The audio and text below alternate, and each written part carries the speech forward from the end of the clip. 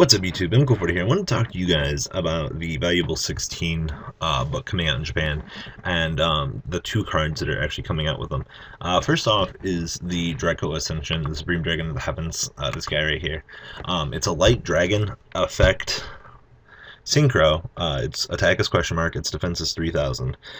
It's a level 10 synchro, which is really interesting, and it's generic. It's a tuner plus one or more non-tuner. When it's successfully synchro summoned, it gains 1000 attack for each card in your hand. So when you set it up, it's got massive attack. 4 cards in your hand, it's a 4000 beater. When it's destroyed from the field by your opponent and sent to the graveyard, if all monsters used for the synchro summon of this card are in your graveyard, you can special summon all of them, and then the monsters have their effects negated. And I assume there will be a clause about them being destroyed during, the next end phase or something along those lines. Now, I consider this card really powerful because of the fact that if you set it up at 4K, when your opponent removes it from the board, you just bring back the materials, and then you can set up another one and synchro into them, depending on the clause of the card. Like I said, though, I consider this card really, really, really good. I see some OTK potential with this. I also see some annoyances coming with this for Quasar. Things like that. So some older decks are getting support through this card, and I'm really interested to see this card come to life, so to say. So Dragoascension is on my broken list, just because of the fact that it replaces itself when it gets wiped off the board. It's a free XYZ for you to set back up. Next up, number 48, Shadow Lich, this guy.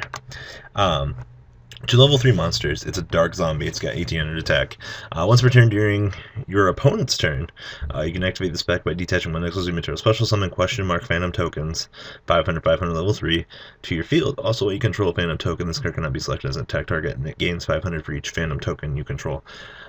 If it's one phantom token for generation, I don't consider the card to be that OP or busted. If it special summons 2 tokens for the spade, you get a 2800 beater for level 3, and it can protect itself.